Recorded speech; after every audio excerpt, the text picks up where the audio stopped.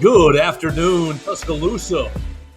Good afternoon, Tuscaloosa, Internet World, West Alabama, right here in downtown Northport, 2 miles away from Bryant-Denny Stadium in the University of Alabama. I am Joe Gaither. This is the Joe Gaither Show on BamaCentral, BamaCentral.com, the Sports Illustrated home for your Alabama Crimson Tide. We welcome you into another day, a happy hump day edition of the Joe Gaither Show. You guys are watching us on YouTube, Facebook, Twitter, listening to us on Spotify, Apple Podcasts, and Amazon. Anywhere you get your podcast, you can find the Joe Gaither Show on BamaCentral and BamaCentral.com. Going to have a fun day. We've had a fun week already this week. Monday, we broke down the Mississippi State victory. If you want to catch that, you can catch it on all those platforms I just mentioned. Tuesday, we were joined by my friend Ryan Fowler of 100.9, Tide 100.9, the game. He broke down really the first 5 weeks of the Alabama Crimson Tide season and kind of what's wrong with Alabama from his perspective. We're going to have a little fun today, just you and me, and we're going to play SEC Silly Sound today. So we'll be sure to stick around to the very end so you can hear or watch SEC Silly Sound, whatever your platform or medium is. It'll be at the very end of the program. And then tomorrow's show is going to be a lot of fun. Tomorrow's show is going to be a blast. First, I get a haircut before the show. Yay! Second, we're going to be joined by Olin Buchanan of TexAgs.com. He's going to break down the Texas A&M Aggies for you guys. And then we will be joined by Jalen Milrose High School coach. Mr. Coach Todd McVeigh out there in Katy, Texas, is going to join us. And so I cannot wait for you to hear the conversation I had with Jalen Milrose High School coach. That's going to be tomorrow on the show. Friday, you know, is going to be a football Friday. It is my birthday. I'm going to bring in a crazy cast of characters on Friday, a bunch of friends joining us on Friday to talk all things football, Alabama football, SEC football, all kinds of football discussion on Friday. Hopefully, the Chicago Bears will have fired their coaching staff after losing again on Thursday, because that's what's going to happen on Thursday. On Amazon if you guys are into the NFL at all. But we're going to have some fun today. We're going to do this one off the cuff just a little bit because it's been a busy day. It's been a fun day around BamaCentral. We were a part of the SEC Coaches Teleconference already today. Nick Saban talking on the teleconference, not saying a whole lot of too juicy stuff, but always great to hear from head coach Nick Saban. We're going to be going over to the Naylor Stone Media Room in just a little while to hear from Nick Saban again for his final weekly press conference. He has his Wednesday press conference right about 6 o'clock, and we will be there for BamaCentral.com. So this bad boy is going to go right up till 5, so I can be there on time. You guys know you cannot be late for head coach Nick Saban. But today on the SEC Teleconference, we'll talk about that real quick. We'll talk about Jimbo Fisher real quick. We'll hit up Terry and Arnold's comments. Terry and Arnold and Ananias Smith talking back and forth in the media already this week, and so it makes for a really, really juicy contest this coming up weekend, 2:30 SEC on ESPN. Winner takes SEC West first place. So it's going to be a lot of fun. Let's talk about Nick Saban real quick. Nick Saban on the SEC teleconference today, basically more or less telling you that he said that Deontay Lawson and TJ Ferguson are practicing this week, and they're going to make a determination on their game time status later in the week. I don't know how true that is. But I'm not here to call Nick Saban a liar if I don't have hard evidence or great sourcing to do so. And so I don't know. I guess you're going to have to take Coach Saban at his word that Deontay Lawson and TJ Ferguson are practicing. I guess practicing can be a pretty liberal term. Are you practicing? Are you at practice? Yes, I'm sure they are at practice. Yes, they are. Are they active out there running drills? I don't think they are. But what do I know? I am not there. Obviously, I am here with you guys on YouTube, on BamaCentral.com, and just hanging out. And we'll hear from Nick Saban at 6 o'clock, and I'm sure he's going to readdress the status of Deontay Lawson and TJ Ferguson. So let's start right there.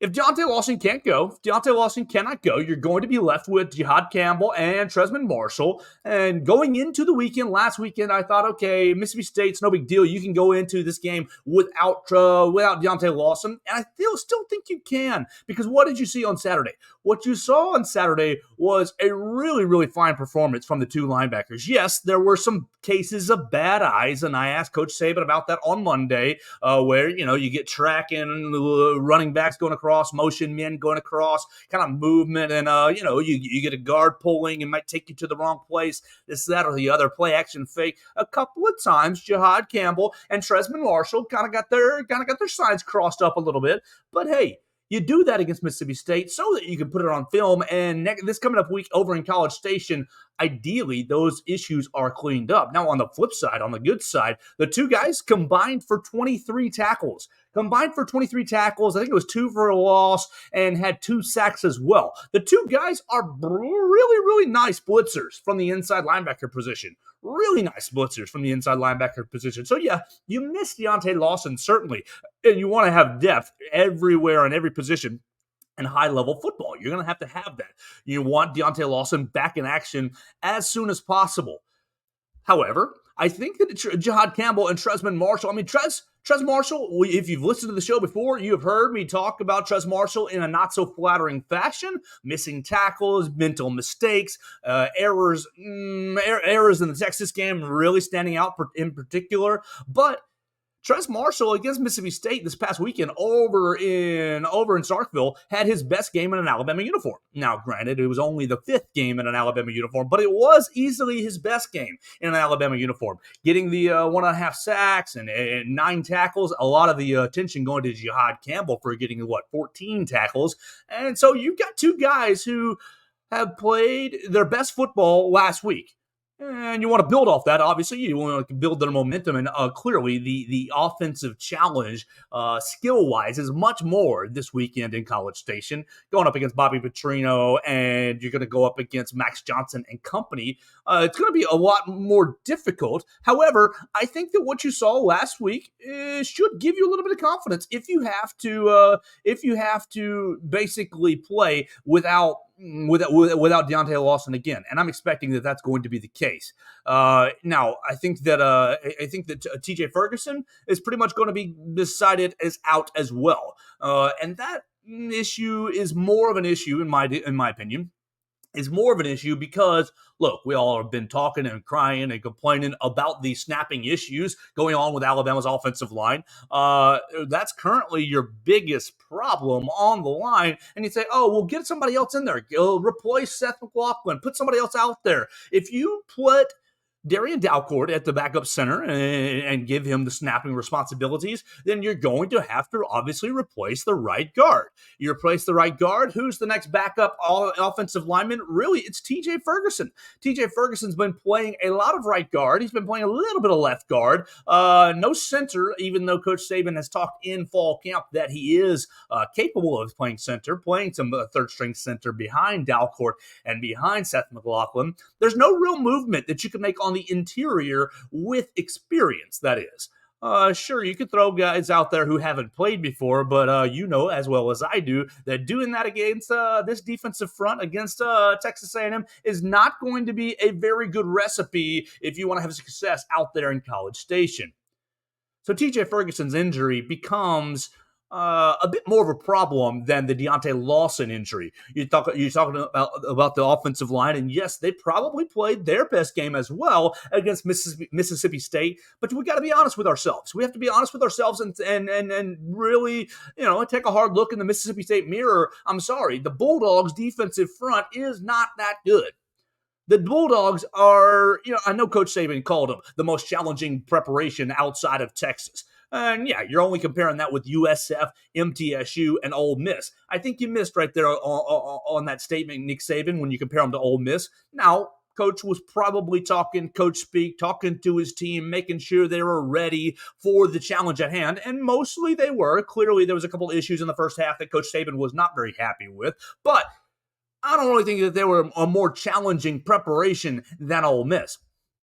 Now, that being said, Texas A&M is better than both of them, especially up front. Walter Nolan. You've got 5-star defensive linemen all over the place. Let's see. It's Texas A&M. You're going to find out right up front. Texas A&M is going to bring you what? Shamar Turner, McKinley Jackson, Walter Nolan, Fidel Diggs. You've got LT Overton. I think LT Overton, I'm 95% sure, is an Alabama legacy going out to Texas A&M as well. So you've got ball players coming off the defensive line, and it's going to be imperative for the Alabama offensive line to have a strong day. You have to have it. Everybody wants to talk about Jalen Milroe and what he's going to do and, his decision-making and can he throw the football. Well, I think if the offensive line protects him, if the offensive line gives him enough rush lanes to get out of the pocket, gives him enough time in the pocket, gives him, doesn't put him under duress right off the snap, that Jalen has proven that he's been largely careful with the football. Now, you made 2 bad decisions against Texas, 2 of the worst interceptions you ever seen against the Texas Longhorns. And yeah, you don't like throwing into the end zone against Ole Miss. But let's just say, you throw into the end zone, you take points off the board, yeah, sure. But you put the defense on the field with 80 yards at their back. And the defense responded. The defense didn't allow Ole Miss to take that down the field and down their throats. You can't, no.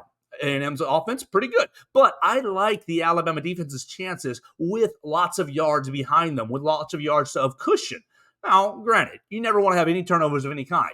But if you avoid the turnovers that you had against Texas, where you're setting the defense up, you're setting the Alabama defense up with short fields. Texas had like a 15, 20-yard field the first one, and they were right there on like the 5-yard line on the second one. So like it was literally, you got the stop, sort of. You got the stop in the first one. You held them to a field goal, and then it was like 1 play and touchdown for Texas on the second interception in that game. Now, Jalen, outside of that ball game, has protected the football. No turnovers against Mississippi State. Now, granted, you could have had a turnover with Seth McLaughlin's snap right into his shoulder, whether that was Jalen Milroe speaking up, whether it was Seth McLaughlin not hearing, one or the other, 6 one way, half a dozen the other, it doesn't matter. You cannot have a snapping issue going forward in this ball game. Now, whether that's getting under the center, whether that's being louder at the line of scrimmage, you're just going to have to figure it out this week. You're just going to have to figure it out this week. And yes, I do think that, at this point in the season, 5 weeks into the season, not everybody, especially along the line of scrimmage, is operating at full health. Now, Coach Saban has not divulged, and no one has divulged an injury to Seth McLaughlin to me, and so I'm not reporting that. Don't take that as a report. But you're going to have general wear and tear through 5 weeks. And I wonder if Seth McLaughlin's got some sort of an issue, some sort of a focus issue, whether it be the yips in the mind, whether it be something in his wrist, something in his hand, something in his back. Something is distracting him from snapping the football consistently in the right place. In the right place and in the right areas. And that's got to get cleaned up this weekend against Texas A&M. Outside of that, you had what? Kool-Aid McKinstry, who almost sort of did fumble the football away on a punt return. Kool-Aid, this is going to be a big game, my man. You're going to have to make smart decisions. Above all else, the Alabama players are going to have to play smartly. You're not going to be able to give A&M any sort of extra advantage, any sort of extra possessions by turning the football over or by muffing punts. Now, I know, Kool-Aid, you are a special punt returner. You're a special kick returner. I want the football in your hands. I enjoy watching the football in your hands, whether it be off an interception, whether it be off a punt return, whether it be off a kick return. I think you are a special player. But the most important thing is receiving the punt, setting the offense up. Don't fumble the football away. Do not fumble the football away. You fumbled it away against MTSU. You muffed a punt, I believe. Yeah. You muffed a punt against Mississippi State last week. Now you recovered it. Questionable. I don't know if you really recovered it or not. I know that's what was happening. That was what was ruled on the field. But it looked like a pretty questionable call from my perspective on the couch. So Kool-Aid, you're going to have to protect the football.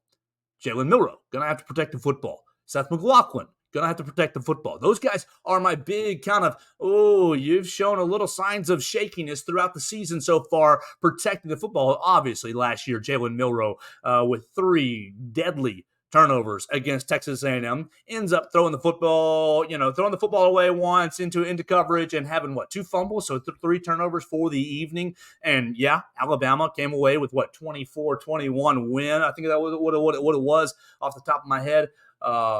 Great game. What a blast of a game to watch. No, it's 24-20. Alabama had the 4-point lead going into the last drive. And so, therefore, Wegman was throwing into the end zone, and my man Terry Arnold knocked it away.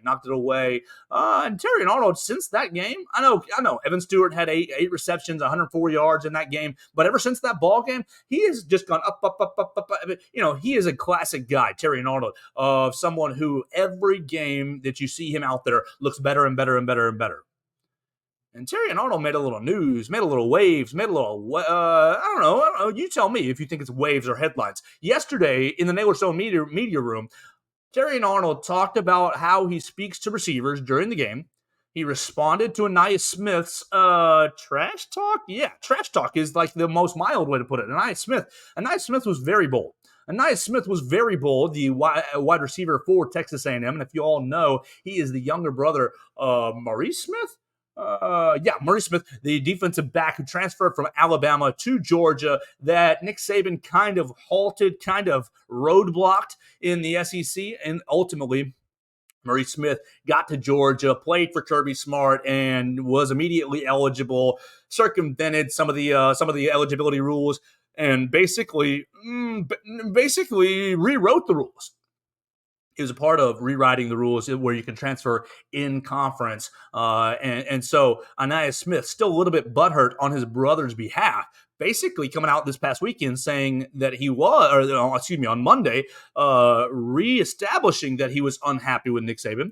Basically saying, I know his standards. I know how he wants to play on offense and defense. I know that he wants to ultimately win a national championship, and we can spoil that this weekend. So we're going to spoil that this weekend. Anaya Smith, really, really bold comments. And look, I don't have a problem with having confidence in the locker room. I want your team, I want the team that I support to be confident in the locker room. I want the team that I support to talk trash in the locker room with themselves. Yeah, Dan Lanning, he let that out a couple of weeks ago right before the Colorado game. But basically, that was private up until kickoff.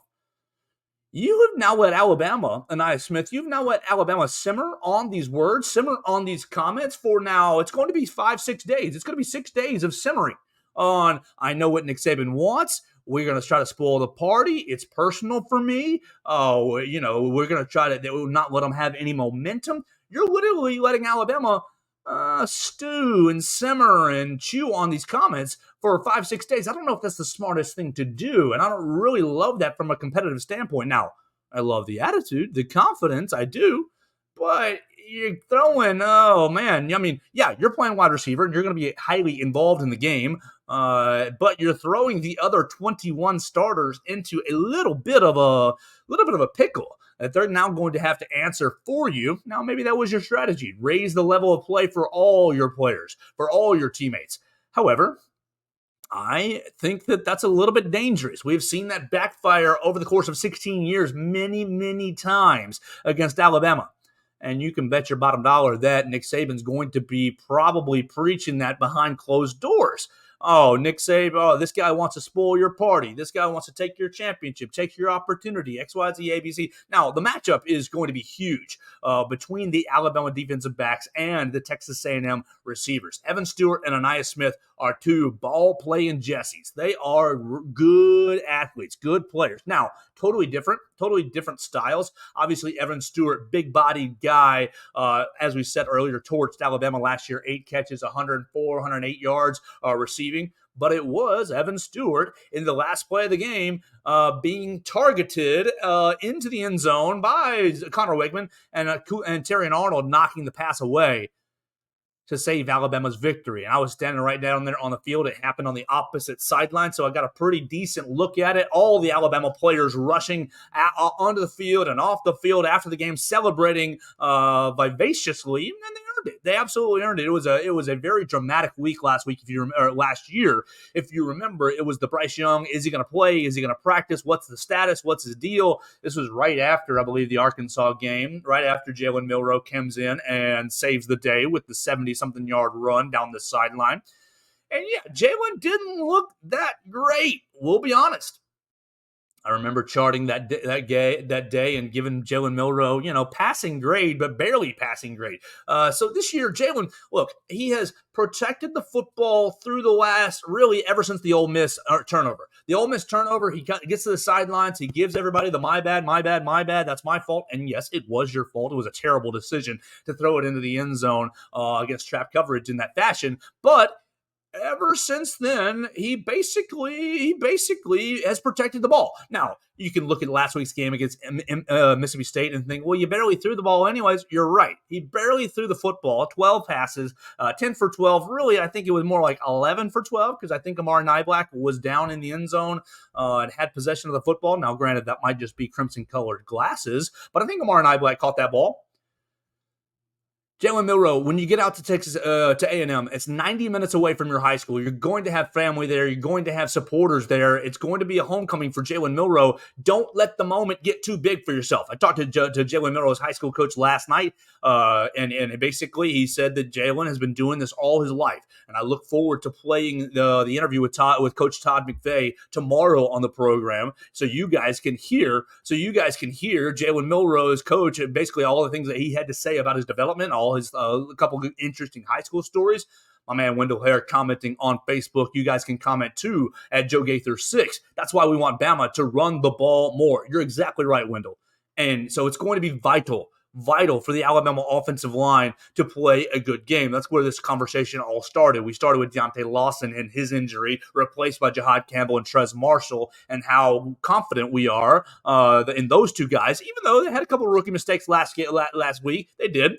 I'm confident in that pairing. The opposite is a place where I'm a little concerned. TJ Ferguson. That's where that's kind of what spurred this whole secondary conversation. TJ Ferguson, his injury really puts a lot of pressure on Seth McLaughlin, puts a lot of pressure on Darian Dalcourt, because there's no backups here, guys. There's no backup if Seth McLaughlin ends up having a terrible day snapping the football. There's no backup if Darian Dalcourt gets rolled up on, or Darian Dalcourt can't keep his pad level low enough to get Walter Nolan off the defensive line. This Texas A&M defensive line is a lot more talented than Mississippi State's defensive line. They are larger. They're a little more. No, they're not a lot more. What's a little more? They're, what's the in-between word for not a little, not a lot? They're moderately. Yeah, they're moderately better than the Ole Miss defensive front. Sorry, my English was having a trip up in my brain.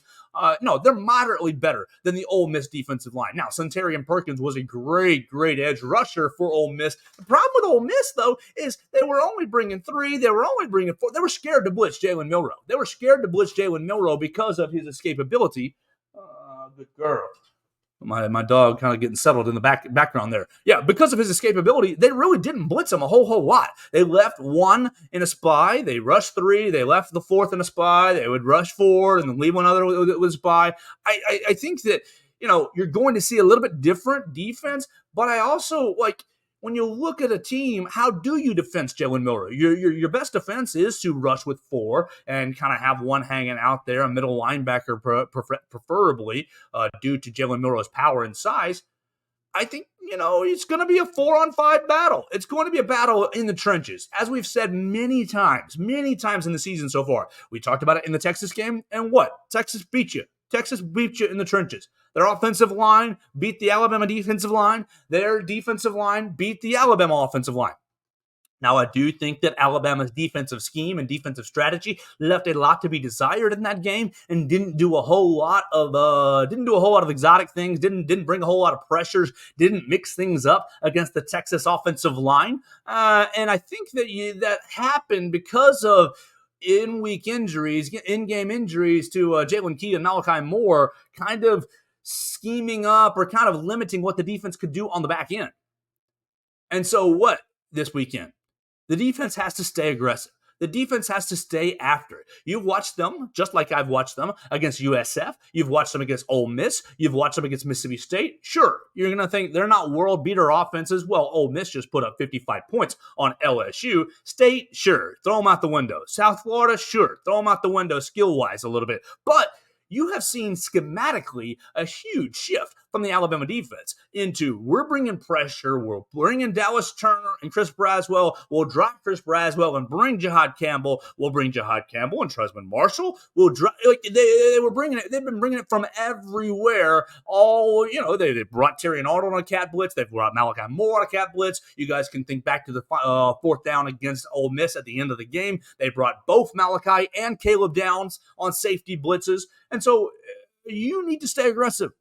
You need to stay aggressive. What's up, CJ Watson? Thanks for commenting and joining us on the Facebook side. You need to stay aggressive. You cannot sit back and just let Max Johnson stay comfortable, find his brother, find Evan Stewart, find Anai Smith, Wendell Hare. The offensive line needs to keep improving, and we will see Milroe continue to get better. I fully believe that. Wendell, I fully believe that Jalen Milroe has taken steps forward each and every game.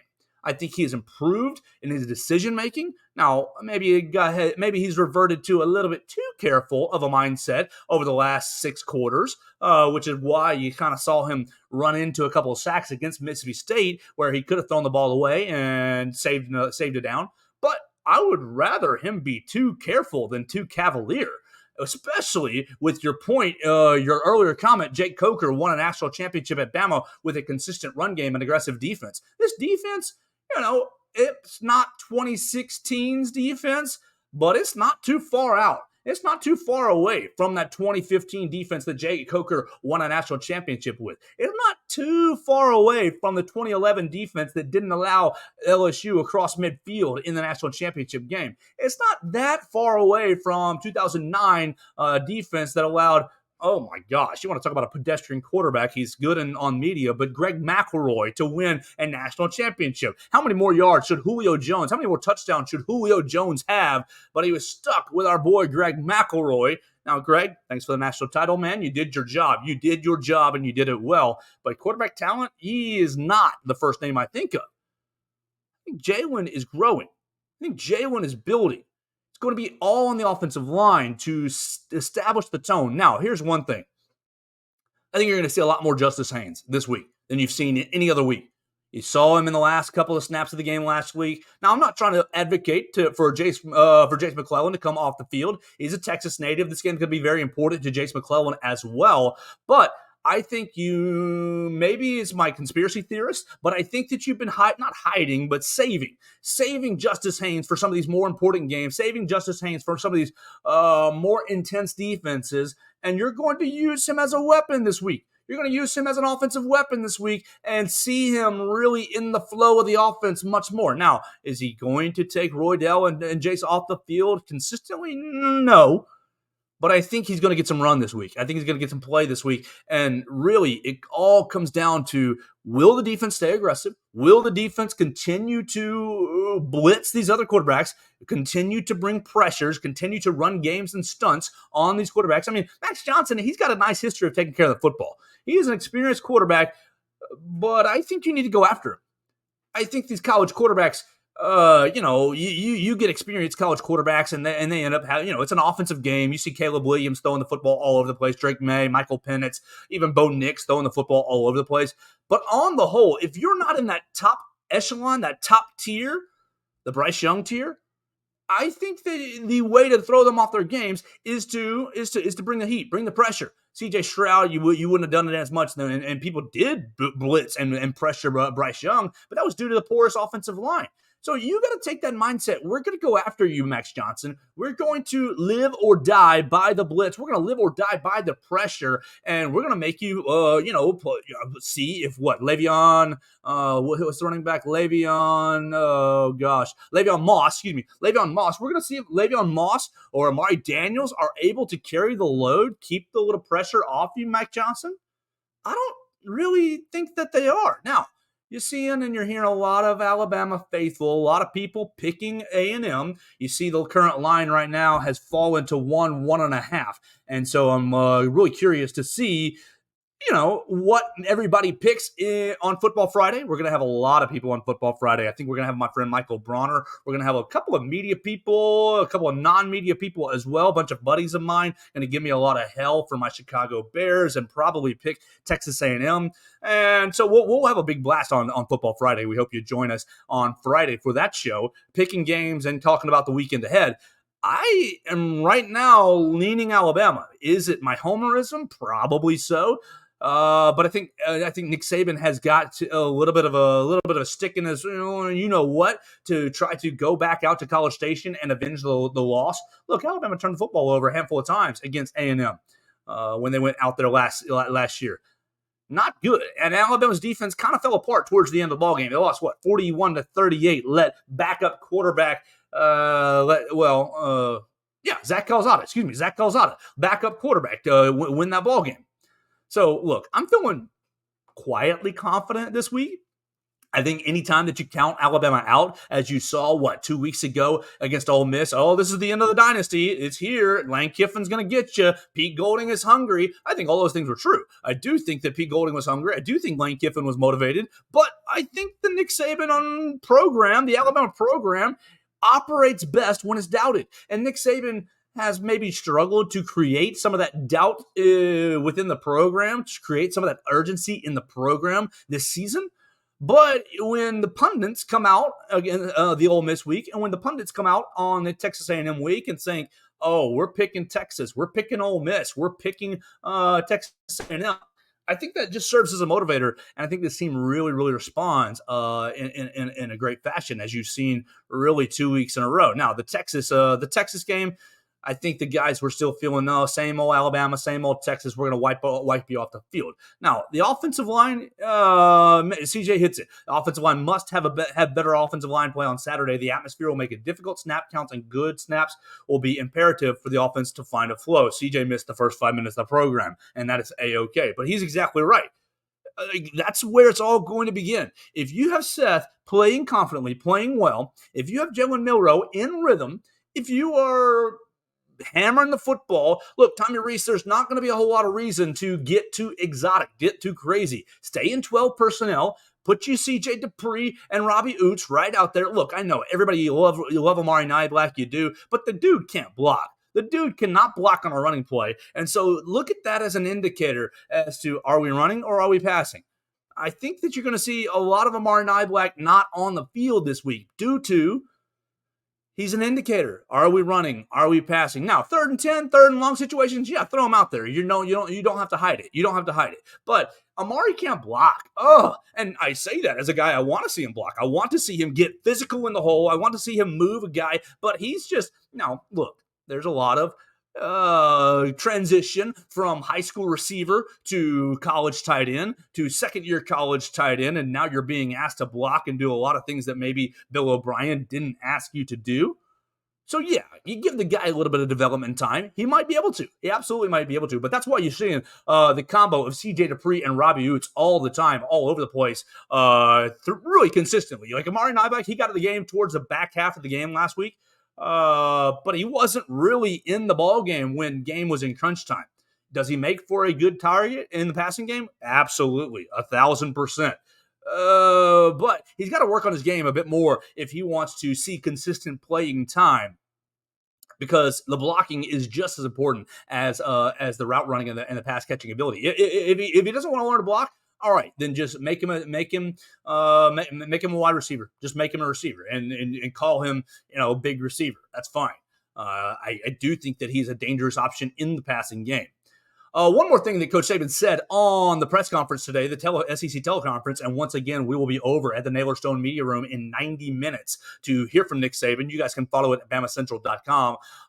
Nick Saban said the reason that Jermaine Burton didn't really play a whole lot last week was not because he was suspended, not because he wanted to see other guys get reps, but he admitted that Jermaine Burton was not 100%. He called him dinged up. He was a little dinged up. You can read that at BamaCentral.com. All his comments on the injuries, Deontay Lawson, TJ Ferguson, and Jermaine Burton. All three of his 3-word answers are written right there at BamaCentral.com. So I think that ideally you get him back this week, but you just got to have better play out of the wide receivers altogether. You have to have more consistent play. You've got to have better run blocking on the outsides, more physical run blocking on the outsides, getting open. Now, granted, a lot of that's got to do with Jalen Milroe working through his progression. And I think last week there was a lot of we don't need to ask Jalen Milroe to do too much because Mississippi State's bad. Mississippi State's going to be the worst team in the SEC outside of Vanderbilt. They're probably going to be last in the SEC West. Zach Arnett is a stooge. I'm sorry. He's just he's got no personality. He had no interest in motivating his team on Saturday. And really, when I watched all the tape through the first 4 weeks, it was the same way. He's a stooge. He's in way over his head. And I think that he's not going to be long for this world in the coaching profession, at least for now. Maybe he goes back down as a defensive coordinator and finds a head coaching job in another couple of years in a different place. But it ain't going to be at Mississippi State. They're bad. So, yeah, you beat State last week, 40-17, and fine. I'm not taking too much from it. I don't think the offense had to do too much. Now, one thing that you did see and you did notice, Caden Proctor and Elijah Pritchett played better. They're rotating them in and out. You're giving Proctor you're giving him like 3-4 series, and then you're putting Pritchett out there for 2 series. It's basically like a 4-2 kind of rotation over the last couple of weeks. And they're handling it. They're playing well together. They're playing well in that rotation. I think it's very helpful for Caden Proctor to play a little bit, come to the sidelines, look and watch a series or two and say, oh, that's how that defensive end is doing that move. Oh, that's how they're doing that twist stunt. Oh, that's how they're doing that in tackle stunt. I see that. Oh, that's how that linebacker's scraping hard. I think it's really helpful for him to see the game from the sideline. And so that small adjustment has seen a little more steady play at the left tackle position. But again, State's defensive line, bad, not good. Now, you did have Centurion Perkins out there with Ole Miss, and he had a real good game, but on the whole, the left tackle has played a whole lot better. I think it's going to be a fun matchup on Saturday, 2:30, CBS. We'll have Blake Byler, we'll have Austin Hannon, we'll have Katie Wyndham all out there in College Station at Kyle Field. So we'll have 3 boots on the ground. You need to follow them on the X machine, on the Twitter machine. Follow BamaCentral, BamaCentral.com for all the coverage. We are going to be live out there in College Station. They're about to get in the car tomorrow and start driving out there. It's a long drive. If you guys are getting out there, Jalen Milroe recommended Texas brisket, recommended hitting up a Buc-ee's. Man, you gotta have a Buc-ee's stop if you're going to Texas. Absolutely agree with you there, Jalen Milroe. All right, so I'm about to wrap up for the day because I'm going over to the Naylor Stone Media Room. I'm going to ask Nick Saban what his favorite color is. Just kidding. No, I'm going to ask Nick Saban. I don't know what I'm going to ask Nick Saban. I might ask him about Anaya Smith and his comments. I might ask him about what he remembers about the transfer of Maurice Smith. Just kind of how that's playing into this year's game. We'll see. We'll find out. If you want a question to Nick Saban, you can hit me up on the social media machines at Joe Gaither 6. I'll think about it. We'll see if it's a good enough question, and we'll see if my man Josh Maxson allows me to ask a question. Thank you, Josh, for everything that you do. He got a little shout out on Monday's press conference, very deservedly so, in my opinion. But we're gonna have a lot of fun the rest of the day. I'm going to the Nick Saban press conference. We're gonna turn around, transcribe. We're gonna write all that everything out for BamaCentral.com. I'm going to have a little piece on Jimbo Fisher. Jimbo Fisher and his comments on the SEC Teleconference today. We're going to finish right here with SEC Silly Sound. If you want to share Silly Sound on its own, you can do that. We got a bookmark page right there. Bookmark, right there on BamaCentral in headlines, SEC Sound week number 5. You can share that with your friends. Going to have a lot of fun playing that. Tomorrow on the show, we're talking to Olin Buchanan of TexAgs.com. And then we're also going to be playing Jalen Milroe's high school coach. Jalen Milroe's high school coach joined me for about 25 minutes on Tuesday, talking about this weekend's matchup, talking about Jalen Milroe's development, telling me a couple of high school stories about Mr. Jalen Milroe. So I really encourage you to join me tomorrow. Tell a friend. We'll be joined by Olin Buchanan of TexAgs.com. He'll give us a real in-depth look. I know I kind of just scratched the surface a little bit today, but we'll have Olin Buchanan of TexAgs.com, and we'll have Coach Todd McVeigh, head coach for the Katy Lions, I believe. Katy Lions, and we're going to have them joining us tomorrow to talk about Jalen Milroe. So I'm leaving you with SEC Silly Sound, and I'm heading over to the Naylor Stone Media Room. I love you so much. We'll be back with another edition of the Joe Gaither Show on BamaCentral, BamaCentral.com, YouTube, Facebook, Twitter, Spotify, Apple Podcasts, and Amazon. Tell a friend, subscribe, rate, and review the show, and tell them about SEC Silly Sound week number 5. Come on in, bud. A lot of credit goes to Auburn and their atmosphere. And at times I've been hard on our fans. Mizzou travel today was unbelievable. Our fans were incredible today. If you like a lot of points, I guess you like the game. Proud of the way we competed. It hurts in there right now. We want to feel better, play better, and win. I didn't like it. We got to continue to get better. You know, there's a lot of things that we can improve on. Love the effort from our guys during the course of the football game. That's good. That means we got things to work on. We're not a finished product yet. It hurts. It hurts. Really poor job by the head coach. It's not the way I like to play football. A lot of things we did wrong. A lot of things we did well. It hurts, and it's disappointing that we didn't find a way to get it done today. You know, it keeps us humble. We need to be pissed off about what happened. Well, I figured when they made that run, you probably announced on Twitter we were going to lose the game and it was already over probably. You just can't do that. Good football teams don't do that. And it's not fun. Really proud of our team. Extremely proud of our players. Proud of the way the guys fought. And I'm proud of our players for the way they finished and the way we competed in the game. We're just really proud of these guys. It's not enjoyable. That's not a standard of play that's acceptable. Yeah, I think everybody took it personally. We signed up to compete in the SEC, and the only way you can do that is to go 1-0 each week. I don't think people respect playing on the road in the SEC as much as I do. You're supposed to beat Alabama. But there's no guarantees when you line up to play in this league. They're not happy. This is a tough game for us. We don't worry about recognition. We're just trying to be 1-0. To be honest, we need to go 3-0 in October. But you can't until you go 1-0. It stings. They're upset. I'm hard enough on myself. It doesn't matter when you play in a rivalry game. I hate it.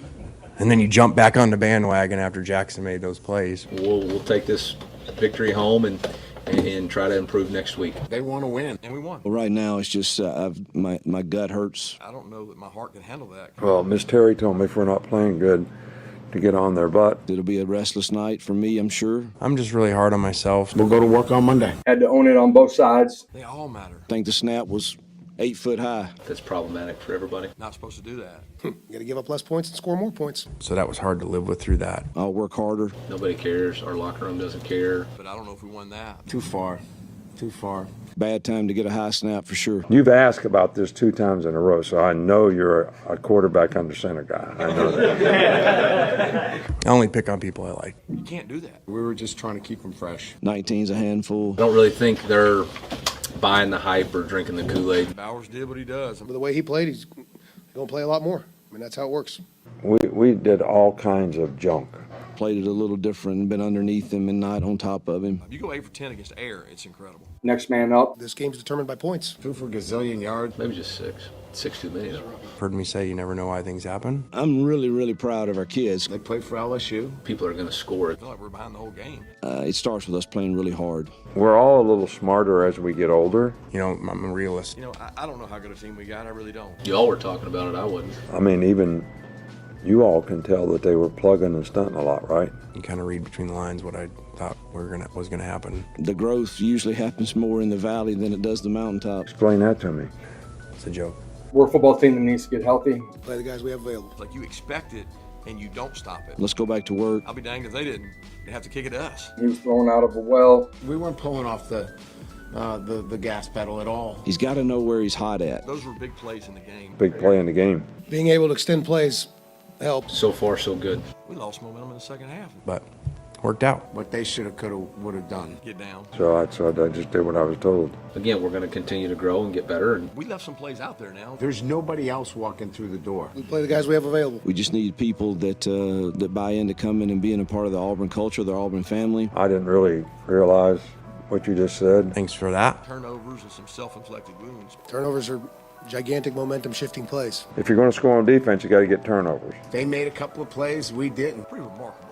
We have some really cool kids. I love them. I believe in this team. I like this team. I'm just kidding. No, we didn't shoot ourselves in the foot. Come help us build it. Good teams continue to get better throughout the course of the season. Did you watch the game? You know, I watch games on TV. Yeah, that ain't 30 seconds out of about 15 minutes worth. He was a bloodbath last year up there. I'd rather watch the film. yeah, I'll have to go back and watch the tape. Yeah, I hope so. I'm going to have to watch the film to see. I'm pretty pleased with until we look at the tape, I'm sure. It's just hard to execute for 10 and 12 plays. I was really active in the plan. Which I played 30 years before that. We don't talk about maximizing them, but we work all week to maximize them. I mean, I've been on Charlie all year to run the ball more, you know, so he finally ran it more. I approved every call that was on the call sheet. I didn't see any play calling issues. It cannot be feast or famine. It's not like we go, let's minimize this possession. But I told you that to Everybody wants to maximize their possessions. There's not enough of them. So, yes, I like that. You can't give them gifts. Listen, we're not canceling the season. It's that simple. So don't even ask. I wish I had the answer to that.